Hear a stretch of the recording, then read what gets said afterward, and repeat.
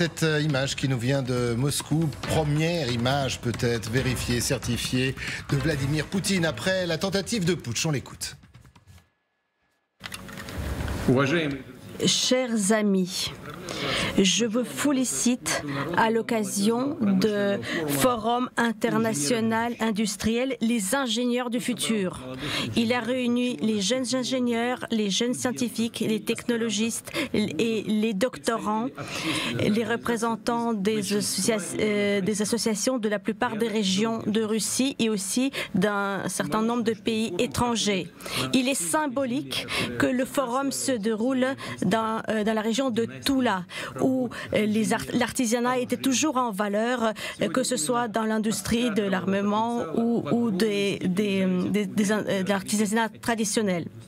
Aujourd'hui, toutes ces personnes favorisent le développement de production et le renforcement de position de Russie sur les marchés internationaux pour réaffirmer notre souveraineté technologique et économique. C'est tellement important qu'il y a de plus en plus de jeunes professionnels dans nos entreprises, des jeunes qui pensent de manière créative et moderne, qui sont capables de prendre des décisions et des solutions non standards.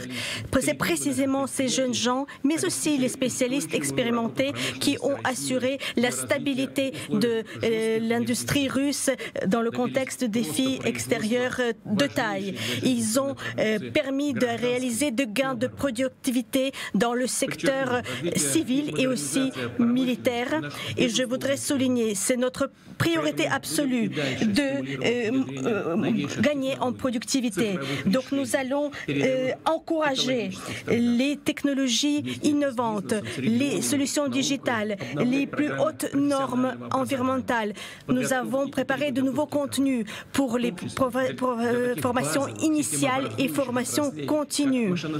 Pour les secteurs clés tels que construction de machines, ingénierie mécanique, secteur aéronautique, secteur naval et aussi les fabrications des équipements énergétiques. Ce n'est pas seulement l'avenir, mais c'est un immense espace pour se réaliser professionnellement, pour faire des belles carrières. Je voudrais vous souhaiter à vous tous, chers jeunes spécialistes qui travaillent dans nos usines et dans nos sociétés. Je voudrais aussi souhaiter bonne chance aux diplômés des écoles et des lycées professionnels, ceux qui veulent lier leur carrière à l'industrie russe.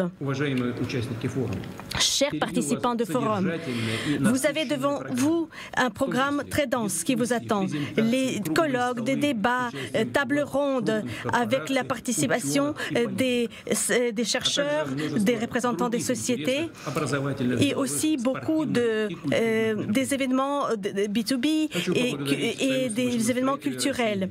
Je voudrais remercier l'Association des jeunes, la corporation Rostec et d'autres sociétés qui ont participé à l'organisation de ce forum. Je suis sûre que ce forum pourra servir de coup de pouce pour de nouvelles idées dans l'industrie, pour créer un meilleur attrait pour les professions de l'industrie.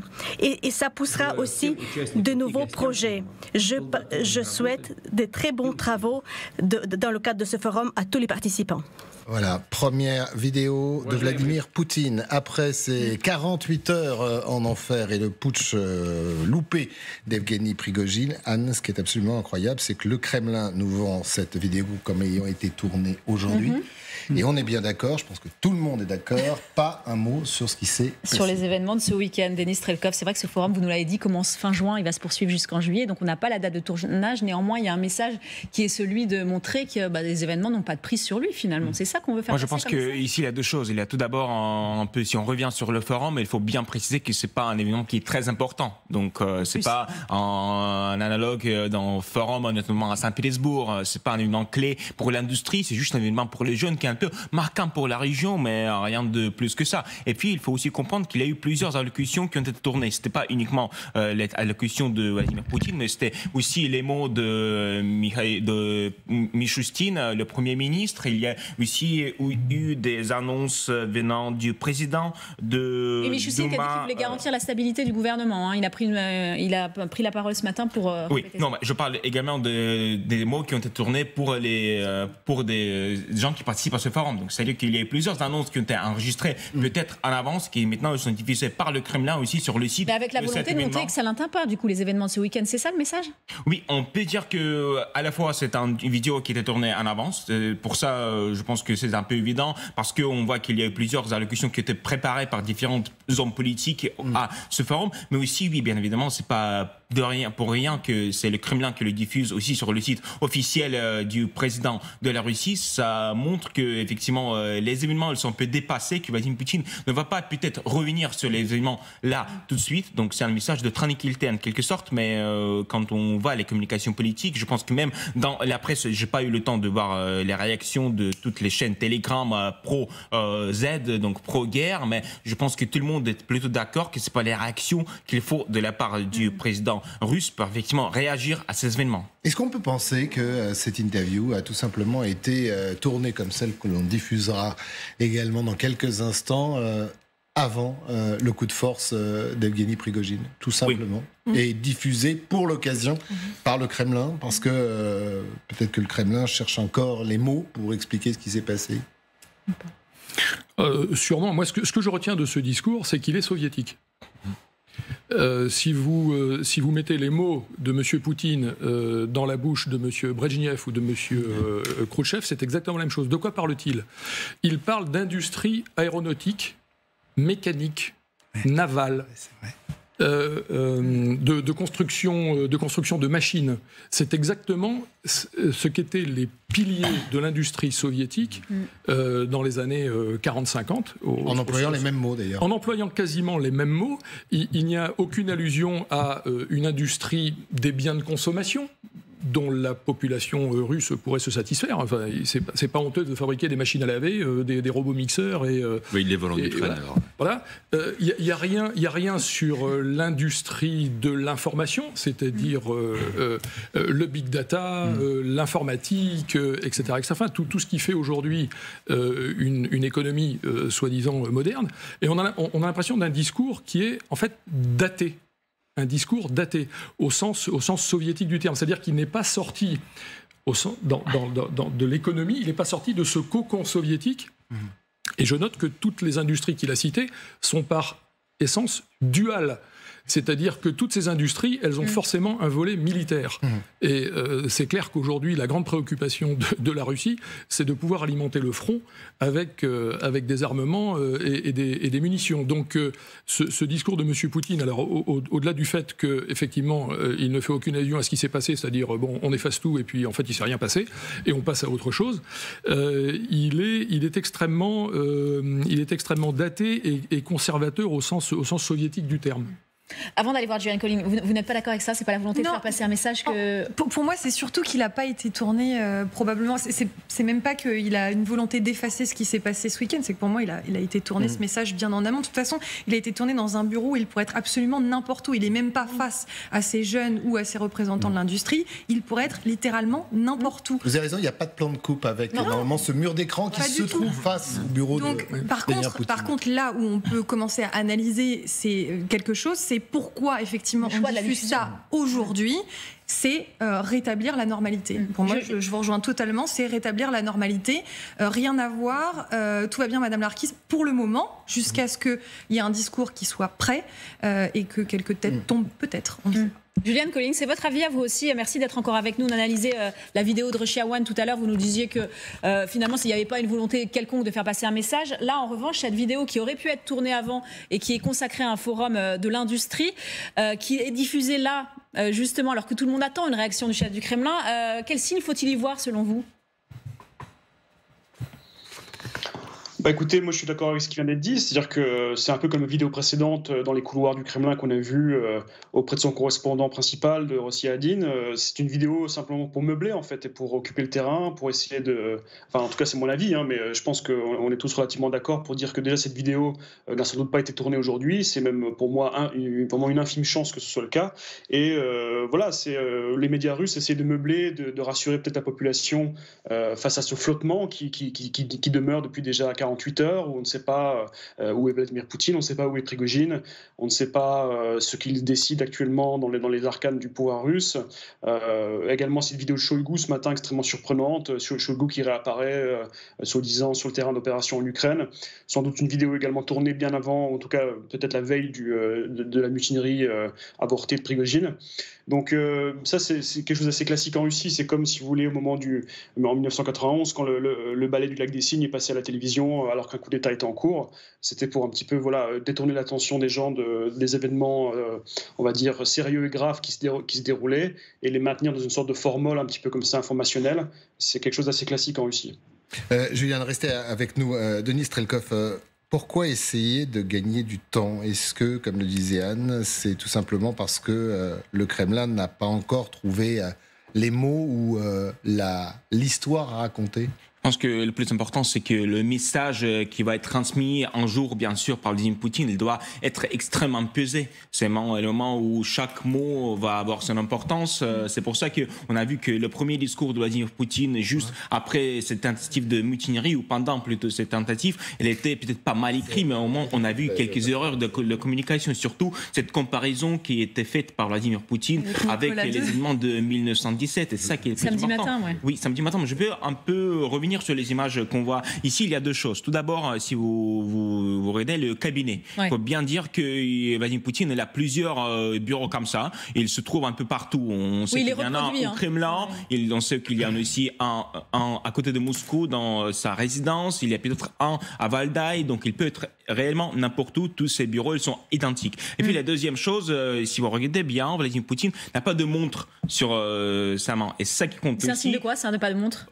Ça veut dire qu'on ne peut pas réellement dater cette image au niveau de l'horaire. C'est vrai que c'est pas la première fois que ça se passe. Oui, parfois il n'est pas des montres quand il fait des allocutions, mais par exemple quand on a regardé les allocutions de Vladimir Poutine au début de la guerre en Ukraine, c'est aussi avec des informations qu'on a vues sur la montre qu'on a pu retrouver quand est-ce que ça a été tourné. Donc ça, on voit que c'est une vidéo qui n'était pas datée de manière absolument exprès. Qu'est-ce qui gênerait? Et de la même manière, Shoigu qui réapparaît, la vidéo, elle n'avait pas de son. Non datée non plus. Et pas de son. Et la dernière fois qu'on a vu une vidéo qui n'avait pas de son, dans mon souvenir, c'était Moskva, c'était le... Pas de son, on la reverra cette vidéo, c'est très intéressant, du ministre de la Défense. Et donc, tout simplement parce qu'il y a même plusieurs plans. Voilà, et qui prétend être dans un centre de commandement.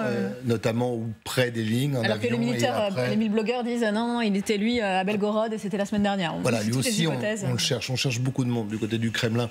Revenons, général, sur cette image, mais là aussi, quel sentiment ça vous donne quand un pouvoir comme le pouvoir russe n'arrive pas à mettre les mots sur ce qui s'est passé? Parce que finalement, depuis samedi, pas de nouvelles de Poutine. Une intervention courte où il menace, il parle de trahison. Après, une forme de pardon, on verra ça peut-être avec Evgeny Prigojine, mais depuis, rien. Une forme de vacances quand même du pouvoir. Alors je ne dirais pas cela, moi je dirais qu'il y a plutôt une gestion de l'espace informationnel, ce qui est évoqué il y a quelques instants. Julien Colline, ouais. C'est-à-dire que Poutine prend son temps pour bien peser tous les pour et les contre de la situation, parce que peut-être que tout n'est pas réglé. Et que des fois que d'autres affaires apparaissent, il serait peut-être ennuyé pour gérer la crise.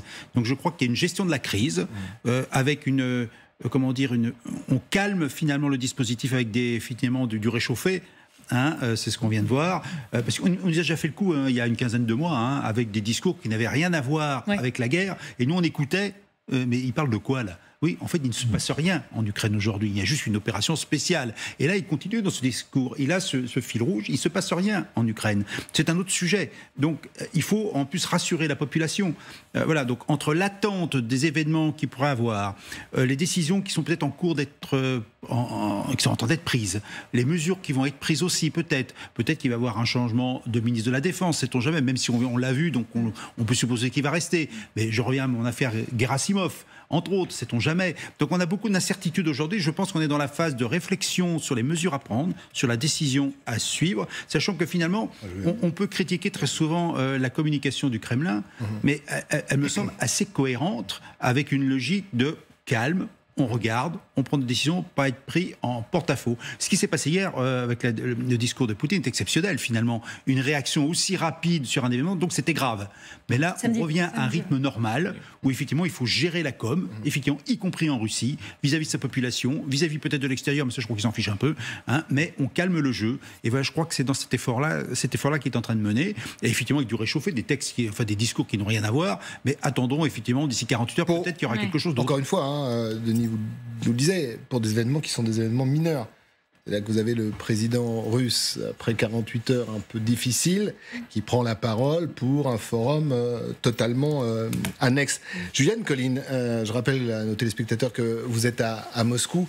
Quand le général Chovancy dit que tout n'est peut-être pas fini, est-ce qu'en fin de compte, même si les mesures de sécurité lourdes ont été levées à Moscou, la situation est totalement, j'allais dire, pacifiée ou en tout cas apaisée dans le pays ? Est-ce que tous les militaires sont rentrés dans leur caserne ?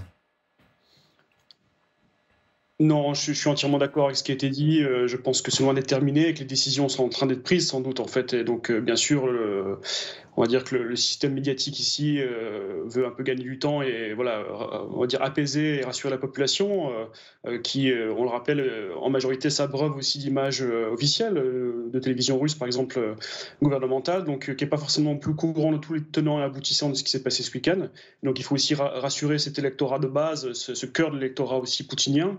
On rappelle que l'an prochain il y a une élection présidentielle tout de même en Russie, donc voilà. Mais après, on est loin de la fin de cette crise, c'est sûr, parce que une petite information comme ça, je ne sais pas si c'est forcément vérifié, et sans doute que c'est aussi une rumeur, mais il y a des membres de l'élite russe en fait qui sont partis de la Russie ce week-end et encore aujourd'hui. On parle de Roman Abramovich par exemple, qui visiblement aurait dit que c'est trop tôt pour entrer à Moscou. Quelqu'un d'extrêmement connecté, très bien informé qui a même joué un rôle assez important dans les négociations avec l'Ukraine au début de la guerre. Donc c'est une rumeur, hein, mais si vous voulez, il y a encore un flottement vraiment extrêmement fort au sein de l'élite russe. Je crois que c'est indéniable. Et tout le monde est un peu sur les dents et attend de voir ce que va décider le chef, donc qui reste Poutine tout de même. Hein. Moi, je pense personnellement que Poutine n'est pas menacé par tout ça, pas réellement en tout cas. Ça reste l'arbitre. C'est pas du tout exclu qu'il était tout simplement pas au courant en fait de ce qui se préparait dans son dos, parce qu'il y a aussi des rumeurs qui circulent comme quoi Prigojine aurait été, on va dire, défendu ou aurait eu le feu vert d'autres acteurs majeurs du système russe pour aller de l'avant. Donc tout est possible et moi ce qui est important selon moi, c'est encore une fois Shoigu ce matin qui apparaît.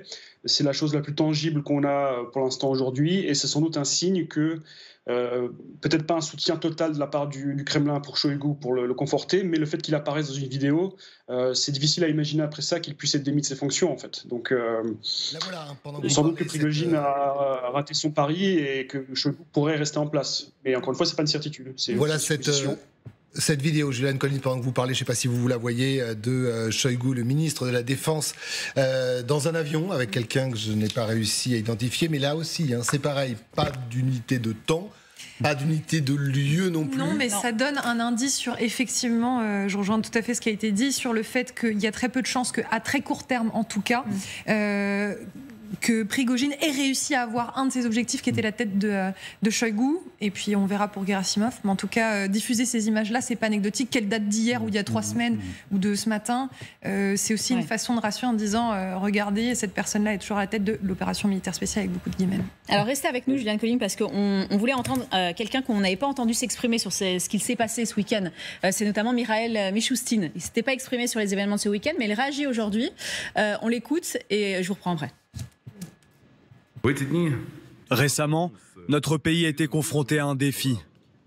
On a tenté de déstabiliser la situation à l'intérieur du pays. Les membres du gouvernement sont restés au travail dans leur bureau. Ils ont agi de manière claire et unie sous la direction du président. La situation est restée stable à tous les niveaux afin de ne pas laisser la situation se détériorer et de protéger les citoyens de toutes les menaces possibles. On sent les visages un peu marqués, pour ne pas dire tendus. Juliane Colline, quelle analyse vous faites de cette vidéo? C'est à lui que revient les explications de texte, en fait, sur ce qu'il s'est passé, plutôt que Poutine, il laisse faire les choses comme ça? Mishustin, vous voulez dire? Oui, Mishustin, pardon. Oui, bien sûr. Mishustin, dans le système russe, c'est quelqu'un d'assez peu important, qui n'a pas réellement de poids politique. Donc, pour moi, c'est encore une fois juste des images de communication adressées à l'auditorat russe, pour montrer que voilà, tout va bien, que les gens travaillent comme d'habitude et que voilà, les boyards un peu se consultent et travaillent ensemble. Mais je ne pense pas qu'il faut y voir grand-chose de plus là-dedans. Moi, je pense réellement que, voilà, encore une fois, des décisions très importantes et très sérieuses en fait, sont en train d'être discutées, peut-être entre Poutine et des gens beaucoup plus importants au sein du système russe, comme par exemple Nicolas Patrushev, qui est vraiment un personnage extrêmement crucial et central là-dedans, donc le chef du Conseil de sécurité russe, dont certaines rumeurs également évoquent le fait qu'il ait pu également être un peu partie prenante de tout ce qui s'est passé. Donc voilà, pour moi, il faut juste patienter. Et ça va bouger assez vite, cette situation, et on n'est pas au bout de nos surprises, comme toujours en Russie. Avec nous, Juliane Collins. Denis Strelkov, alors oui, les deux frères, Patrushev, proches de Poutine, pas très loin d'ailleurs d'Evgeny Prigojine, dit-on également. Est-ce que, on va employer ce mot-là, en fin de compte, est-ce que Poutine n'a pas fini de faire le ménage après ce qui s'est passé? C'est peut-être pour ça, justement, qu'on nous offre ces images, ces discours plutôt plats, on ne connaît pas les horaires ni les jours, bien évidemment. Et ce gouvernement, parce qu'il s'agit du gouvernement russe, hein, ces gens-là qu'on a vus, avec des têtes d'enterrement, et visiblement... ils ont l'air les premiers à se demander ce qu'ils font là.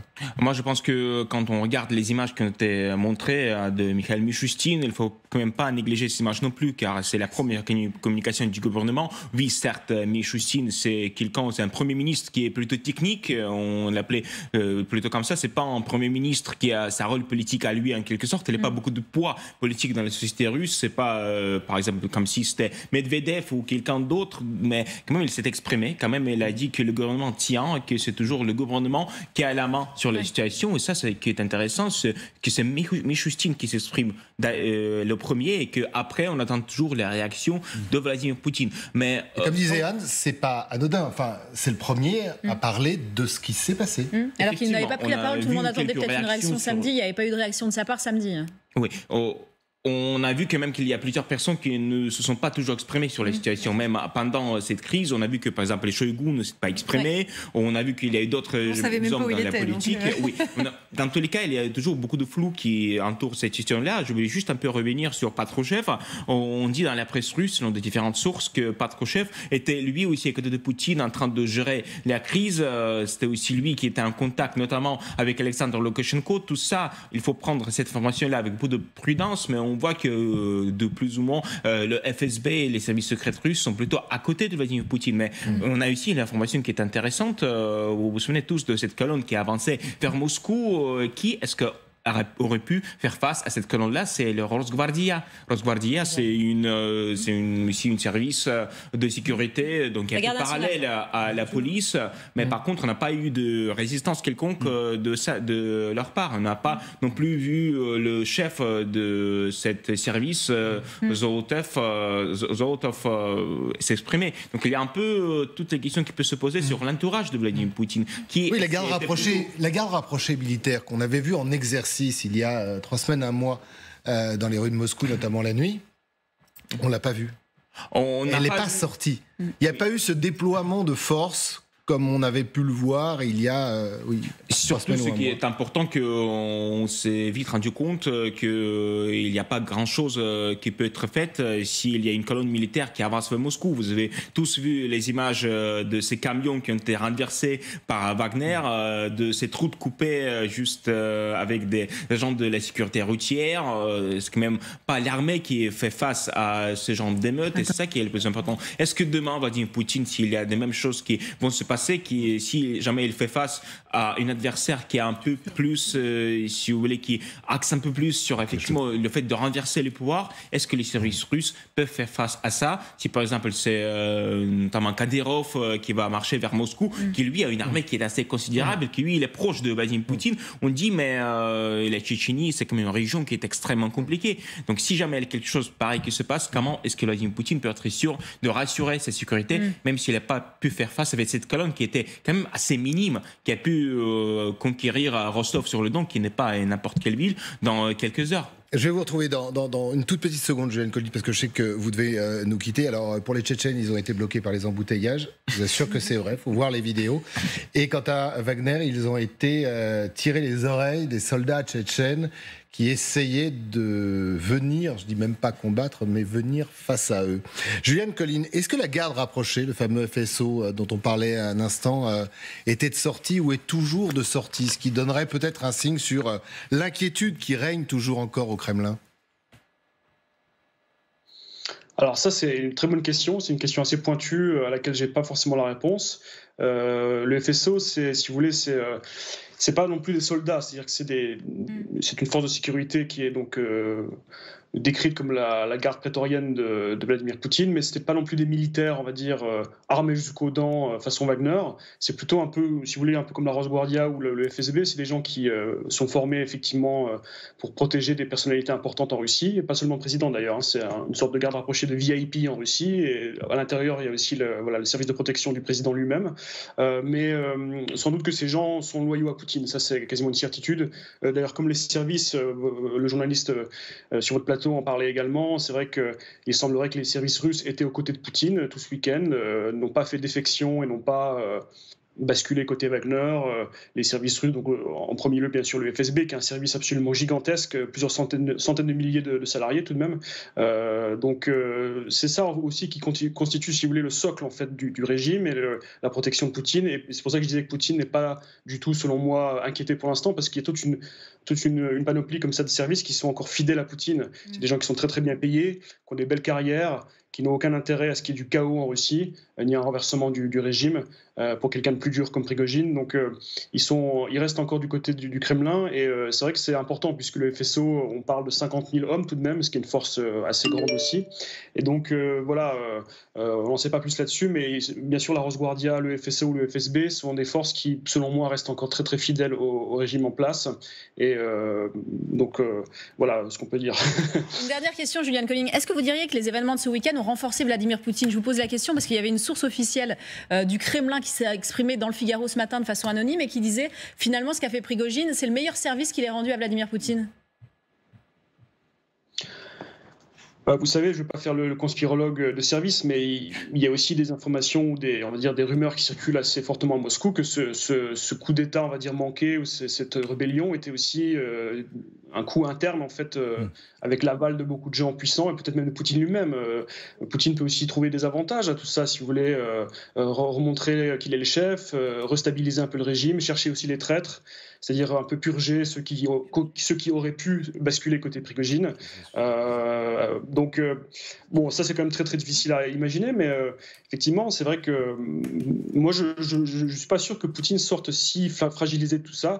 La verticale du pouvoir russe, le système en lui-même, oui, parce qu'il y a encore une fois beaucoup de conflits internes entre différents clans, mais l'arbitre principal, le boss absolu du jeu et le boss un petit peu comme ça, on va dire mafieux entre guillemets, ça reste Poutine, et il y a aucun élément tangible, si vous voulez, pour l'instant qui laisserait paraître que Poutine a été vraiment inquiété et était la cible de tout ça en fait. Donc merci. Ça reste quand même assez solide, je pense. Merci beaucoup, Julian Colline, d'avoir été avec nous dans ce 12-15. C'est intéressant quand même cet élément. On y reviendra peut-être sur, là aussi, à qui profite le crime, sans rentrer dans le complotisme de base. C'est un peu la thèse de tout à l'heure, c'est-à-dire, et si on avait voulu faire une victime, à commencer par Evgeny Prigojine. Moment rare depuis le début de cette guerre. Que pensent les moscovites de ce qui s'est passé pendant 48 heures autour d'eux, de cette marche des soldats de Wagner sur Moscou accompagnés de chars? Je vous propose ce que l'on appelle dans le métier un micro-trottoir. Je suis calme à propos de la situation parce que tout était assez prévisible. Donc lorsque nous sommes conscients et que nous suivons constamment les informations, tout pouvait être prédit. Rien n'a changé. Pas d'inquiétude, rien. Je savais que notre gouvernement allait tout régler. Je regarde les choses calmement et avec confiance. Je ne savais pas quel serait le résultat, mais j'étais sûr qu'il serait positif. Pourquoi? Parce qu'il n'y a pas d'autre option. Je pense qu'il y aura des changements. Des changements à la fois radicaux et plus précis. Mais ils se produiront bien sûr, parce qu'il faut réagir d'une manière ou d'une autre à tout ça. Et si vous ne le faites pas, cela pourrait se reproduire. Ou pas, tout le monde spécule, tout le monde est confus. Nous avons besoin que quelqu'un nous explique ce qui se passe exactement. Denis Strelkov, à part lui, tout le monde a l'air confiant. C'était les premiers mots qui revenaient des premières personnes interrogées. On est confiant pour l'instant. Je pense qu'ici, il faut bien comprendre deux choses. Que tout d'abord, quand on parle des micro-trottoirs en Russie, et surtout à Moscou, ça reste quand même des choses qui sont assez risquées. Les gens, ils savaient bien qu'on ne peut pas dire plus que ça sur le mot, c'est sur les caméras. Et surtout que la liberté de parole, maintenant, avec les lois, il est assez limitée. Donc je ne peux pas croire réellement à micro-trottoirs qui venaient de Moscou. Par contre, j'ai vu aussi d'autres images des micro-trottoirs qui sont venus de Rostov-sur-le-Don pendant cette tentative de mutinerie. Ça, c'était tout à fait une autre chose. C'était quand même incroyable. Les gens, pour la première fois, face caméra, osaient s'exprimer plutôt pour Wagner et contre Poutine. Certaines même, sur la caméra, pour la presse étrangère, traitaient Vladimir Poutine, peut-être pas de criminel de guerre, mais quand même des mots qui sont loin d'être très sympathiques. Donc, il y a, je pense, cette liberté de parole, en quelque sorte, qui est revenue en Russie pour quelques heures, quand la presse ne savait pas trop quoi dire sur l'événement. Et c'est ça qui est extrêmement tangible. Puis, si on revient aux événements de Moscou, il y a ici une autre chose. C'est pour la première fois, depuis 1991 qu'on a vu les chars effectivement à Moscou, et pour plusieurs personnes avec qui je parlais, ça a un peu rappelé les événements qui ont mis fin à l'Union soviétique, et je pense que c'était aussi ça, un peu l'ère de liberté qui peur des événements des années 90. En général, je vous voyais réagir à ce micro-trottoir, comme on dit, rare, encore une fois, dans les rues de Moscou, alors que Denis le disait à juste titre, la parole libérée un peu à l'arraché en Russie pendant 48 heures a été, ou a semblé être, beaucoup plus libre. Je réagirais peut-être d'une manière un petit peu, un peu à part. Je dirais simplement, mettre des chars dans la rue pour qu'on parle plus librement, ça me surprend un peu. Mais bon, c'est un petit peu ce qui vient d'être dit. Finalement, c'est bon. Enfin, bon, j'arrête la plaisanterie. D'autant que ces derniers ne défendaient pas vraiment un vent de liberté, puisqu'ils défendaient Wagner. Non, mais je pense qu'il y a peut-être un effet de soulagement quand même à Moscou, un retour à la normalité. Alors c'est vrai que l'exemple sur Rostov, moi je suis un peu plus circonspect, mais j'ai pas vu toutes les images. Moi je trouve qu'il y a quelques images qui ont surtout été bien exploitées et largement, avec toujours les mêmes images d'un char, un porte-char, un véhicule blindé. Et c'est là que j'ai toujours eu un doute quand même sur la réalité de la force Prigojine à Rostov. Maintenant que les gens soient exprimés, moi ce que j'ai remarqué, mais j'ai pas tout entendu, je me répète, c'était plutôt un soutien à la force Wagner, et c'était pas pour faire la paix. C'était pour continuer la guerre, ce qui n'est pas tout à fait pareil. Voir la purge à Moscou. Voilà, donc on revient avec ce discours populiste qui est prôné par Prigojine et qui a un certain impact sur une partie de la population, et qui est de dire, oui, ceux qui nous gouvernent sont des imbéciles, ils ne font pas ce qu'il faut, et ils nous empêchent de gagner la guerre en Ukraine. Et c'est plutôt ça que moi j'ai ressenti avec les quelques images que nous avons vues. Voilà, donc alors, le micro-trottoir ne montre pas cela, mais on est effectivement dans l'effet de prudence à Moscou. Effectivement, on ne peut pas parler comme on veut, et puis Rostov-sur-Don, c'est un peu particulier, c'est un phénomène particulier, mais je me répète, c'était pour soutenir la guerre et Wagner, et pas pour un retour à la paix et à un autre régime. En fin de compte, on était entre